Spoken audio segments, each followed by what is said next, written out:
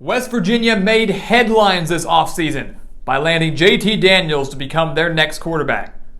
But can JT Daniels make West Virginia Big 12 title contenders? That is the million-dollar question, and that is what we'll be answering today. So welcome back to the Gridiron Expert, guys, ready to break down, analyze, predict West Virginia's schedule and record for this upcoming college football season. This is a big year for Neal Brown and West Virginia. A lot of excitement surrounding the Mountaineers. A year where a couple months ago, they weren't expected to do anything. But as soon as they landed JT Daniels, everybody started talking about how this could be a team that wins 8, 9, 10 games, and maybe could be a dark horse candidate to win the entire Big 12. You take a look at the numbers, guys. The Mountaineers are coming off a 6-7 season where their offense sputtered quite a bit. But the Mountaineers still had 3 one-possession losses, so a 6-win season easily could have been a 9-win season for Neal Brown and the Mountaineers. When you look a little bit deeper, guys, brought to you by College Football Encyclopedia, the Mountaineers don't return much. They return just 44% of their production from last year. It's 127th in the country out of 131 teams. They ranked 87th offensively, which seems to be the common trend under Neal Brown, poor offense, but they ranked 37th nationally on defense, which will be their strength, I believe, or could be a strength once again. The offense should take a step forward. Because when you look at the offense, guys, JT Daniels, the 5-star quarterback, the other transfer portal that was at USC and then Georgia and now West Virginia, is in with a full offensive line. The entire offensive line returns, and 4 of their top receivers return, including Sam James. Graham Harrell steps in as offensive coordinator, should bring in that air raid offense to Morgantown, and this offense should improve drastically after averaging just 25.2 points per game last year. The defense, guys, 37th in the country. Not bad at all. 5 starters are back from that squad, including the star Dante Stills up front. The front 7 is the key, and Stills is the anchor. The secondary, though, that's the area of concern where 4 of the 5 starters from last year are gone. That's where West Virginia is going to have to hone in on to make sure their defense still remains in the top half of the country. You take a look at their schedule, guys. West Virginia's schedule is not easy by any means, and that's showing that right off the gate, right off the bat in week 1 at Pittsburgh. The backyard brawl. Pittsburgh and West Virginia, big-time rivalry, but these two teams are meeting for the first time since 2011, and this will be a very, very fun game on Thursday night, guys. What a way to kick off the college football season. You got Keaton Slovis, the new quarterback at Pittsburgh, JT Daniels, the new quarterback at West Virginia, both quarterbacks having played at USC at one point in their career. But here's the thing, guys. Pittsburgh, to me, owns every single edge in this game, with maybe the exception of quarterback. Choose your quarterback. Do you think Daniels is better than Slovis? For most, probably. Pittsburgh owns home field advantage. They own the overall offensive advantage. They own the edge at the line of scrimmage on both the offensive and defensive line. They own the defensive advantage. They own the coaching advantage. They own home field advantage. Everything, to me, Pittsburgh owns the edge in. That doesn't mean this game won't be close, but Pittsburgh will win this game. West Virginia 0-1. JT Daniels unable to deliver in his first game as a Mountaineer. He will, though, deliver in their first Big 12 game of the year. Shouldn't worry too much about Kansas, despite Kansas hanging with the Mountaineers last year, only losing 34-28, but West Virginia should be able to cruise past the Jayhawks this year. No worries there. No worries against Towson, so they're 2-1. Then they go on the road to Virginia Tech. Last year, West Virginia beat Virginia Tech 27-21. So many would say if they can beat Virginia Tech last year, they can beat them this year, right?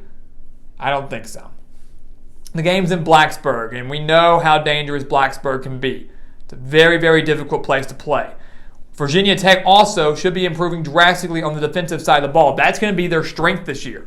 West Virginia owns the offensive edge, no doubt about it. Virginia Tech owns the defensive edge. To me, no doubt about it. Virginia Tech also owns home field advantage, and that's going to play the biggest role in this game, guys. I think West Virginia, again, will be able to put up some points on the Hokies, but when it matters most, Brent Pry's squad gets a stop when they need it, and Virginia Tech is able to get a win over the Mountaineers.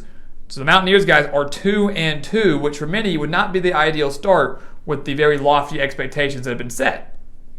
Problem is, for West Virginia, things are going to get worse, because the Big 12 schedule is brutal after this. They go on the road to Texas, a team they beat last year 31-23. But as we all know, Texas should be improving in 2022. Quinn Ewers is in at quarterback. Very high expectations for the freshman QB. Bijan Robinson returns as one of the best running backs in the country. Xavier Worthy, one of the top wide receivers in the conference. The offense should take off and the defense should improve with 8 starters back. The game now in Austin. More high expectations for the Texas. I just don't think West Virginia simply has enough to come on the road and take down the Longhorns. The Longhorns team that we genuinely believe improved drastically after going 5-7 just last year. The Mountaineers get their bye week before taking on Baylor on a Thursday night. Now, this is a trap game for the Bears if I've ever seen one, right?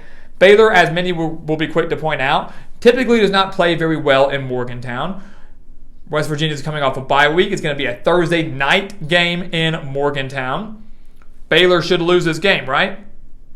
I don't think so. I think Baylor actually shows up and wins. The Bears beat the Mountaineers 45-20 last year in Waco. And while the game I think is going to be significantly closer this year, Baylor's defense will be one of the best in the country. And I don't think Dave Aranda is going to allow his squad to fall victim to the trap. I genuinely don't believe that. Baylor will lose to a team that they probably shouldn't this year. But I don't think it's West Virginia.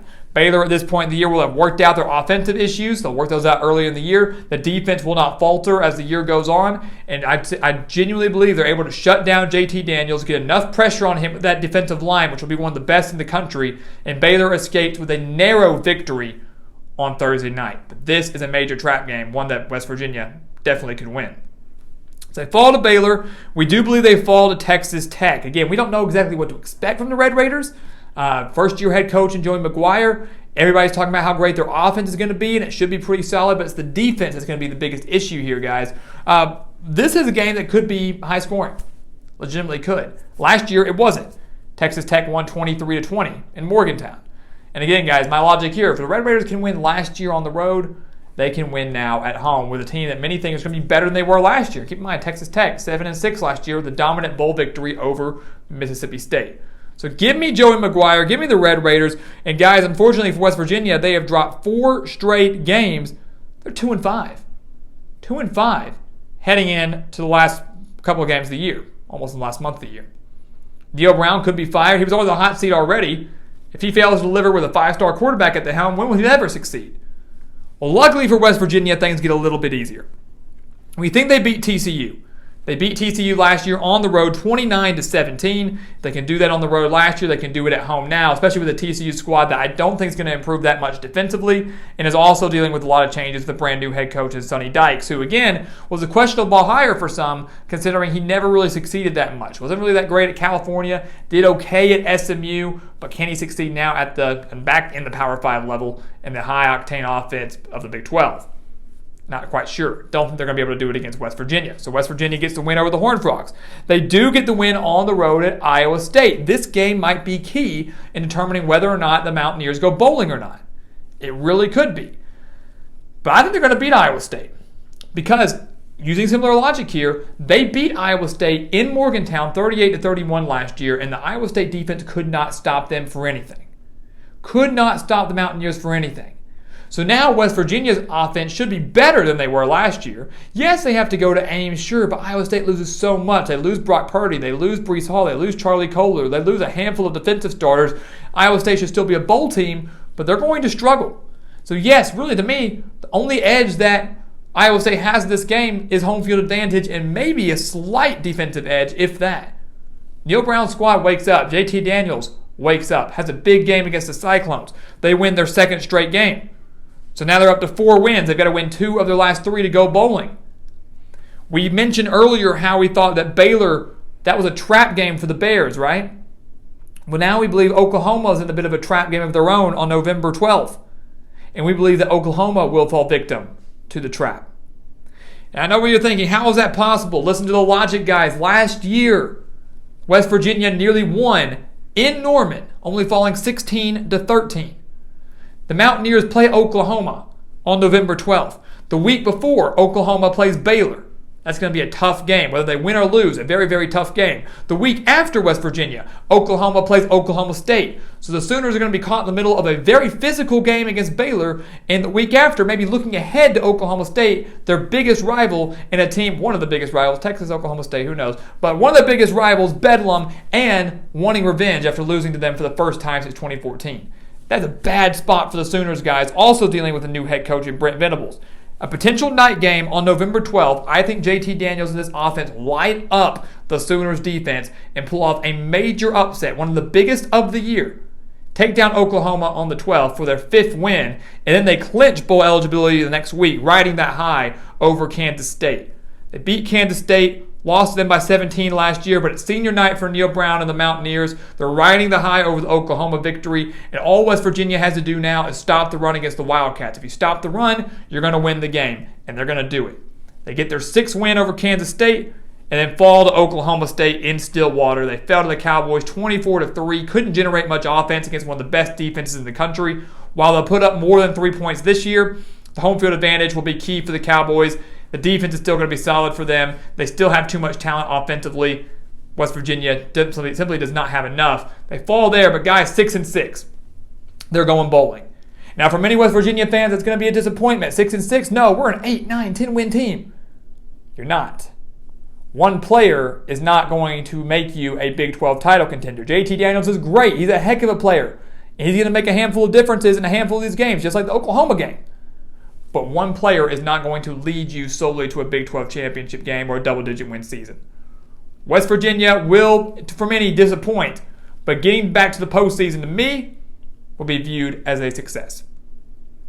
So guys, thank you so much for watching us here at the Gridiron Expert on YouTube. Make sure to continue to like, comment, subscribe, share our videos. Make sure to check out everything down in the description below as well, including those expert picks over on our website, thegridironexpert.com. Make sure to sign up for those today.